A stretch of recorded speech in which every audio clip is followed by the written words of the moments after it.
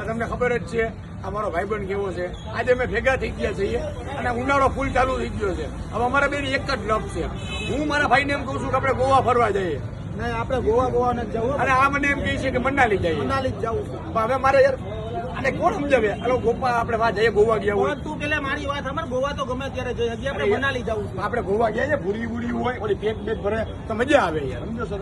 પણ ત્યાં તો આપણે ગમે ત્યારે જઈ શકીએ યાર. ગમે ત્યારે જઈએ કે આ તમે કાલ જવામાં વાંધો છે. પણ મનાલીમાં શું વાંધો હોય તો? મનાલી મારે નહીં, તમારે ગોવા જવું છે.